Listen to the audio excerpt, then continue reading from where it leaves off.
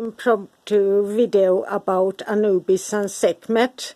Since after my dream last night I remembered where I put my notes.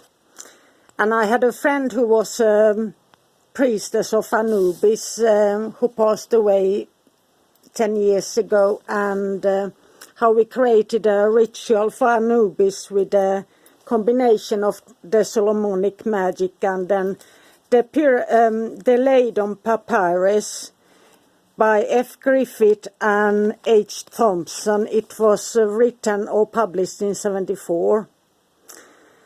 Then other good books are the Egyptian Book of the Dead by Budge and E. A. Wallis, published 1967. Magick in Ancient Egypt, Pins G. published 2009 by Austin University. Ancient Egyptian Religion by Quirky S. published 2003. Ancient Egyptian Medicine by Nunn John F. published 1996. And here's one that I don't know the author of or anything. It's a collection, The Pyramid Texts, and so on. And then what I know about Sekhmet, this is just a short little thing, that she's connected to the number 7, also the fire, sun, red, yellow and gold. She's the protector of math, truth, honesty. And she's destructive only to create balance. And I used to just a V like this, upside down for protection. That is the arrowhead of her as a symbol. And she's great with courage and healing, but also battle and drunkenness. She can cause pestilence some harm, but also protect you from illnesses. And some other symbols for her are the ankh, the eye, arrowheads, lion head, and the sun discs. Often a lion head with a sun disc above, a female body with a lion head. And she's connected to both life and death. And she's both destruction and creation, harmony and healing. And you can find her in the stories with Hathor. There's so much mythology here. And Pasht.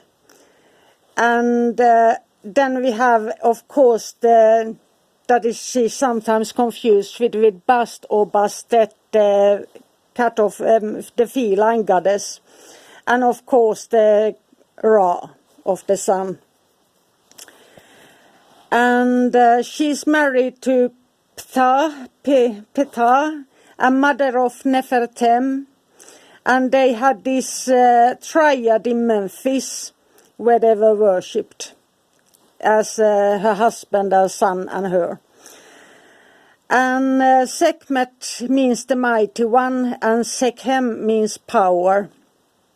And she's called Lady of the bright red linen, scarlet lady, avenger of wrongs, and lady of the flame.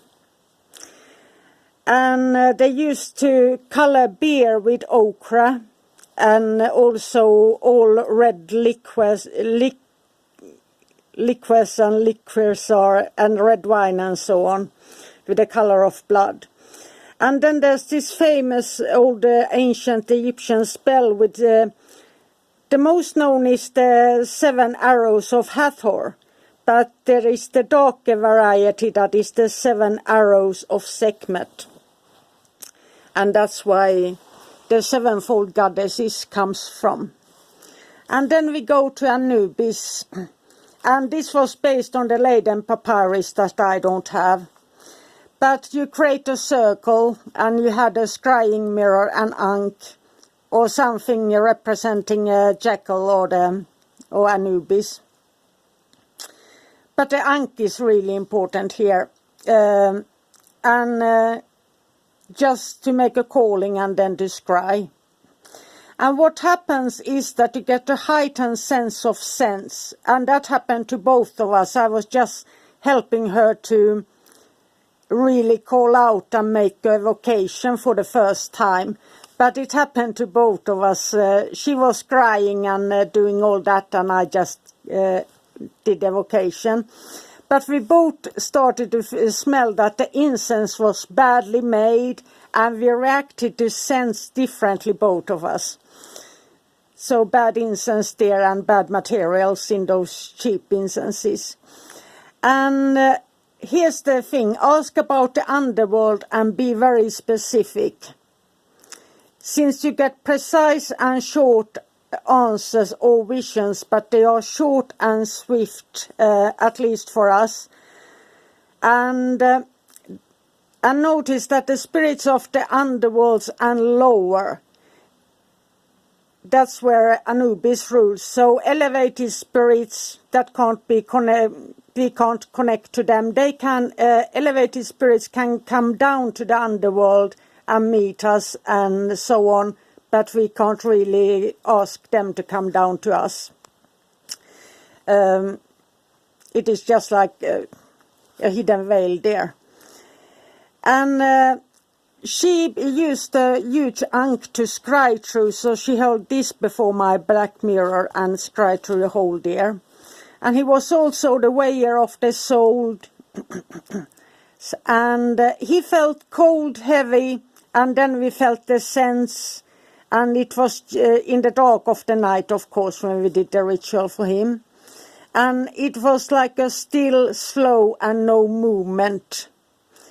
When Sekhmet, she just enters my life sometimes, and usually we are so similar in energy, she and I want to protect somebody, and she just suddenly stands next to me. And she is hot, fiery, strong, fast, action, sun and day.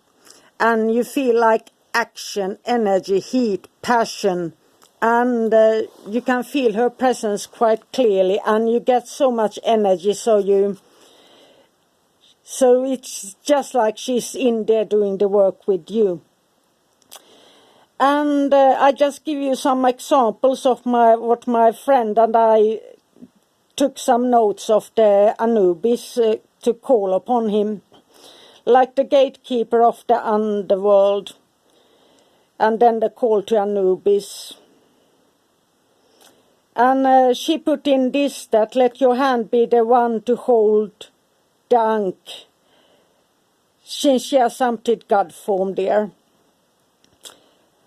And then it was like, let your knowing eyes be the ones to gaze upon the portal before me, revealing the gate to the unseen.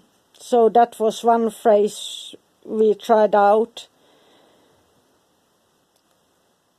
And then that we have his hearing, so we can hear the messages through the portal, the sounds from the underworld, and then that we ask that he was there with us, and then we said the name of who she wanted to connect to and ask him to be present. And so it was a quest for seeing visions in the mirror or hearing messages from the mirror, however you can put it. And it was just a basic Solomonic ritual, and then she made it simpler, and she became a priestess of his. So, and she created a lot of incense and so on that she sold him, since he didn't like cheap incense, so she started to make her own. So that was the story, and I created this since I'm going to throw away a lot of old papers, and I found the notes I had of the Egyptian magic there. So this was just for inspiration, and creating that V or an arrowhead for Sekhmet is a strong protection, like having 7 arrows that you shoot away to protect someone. So that was all for now. Have a magical, magical day.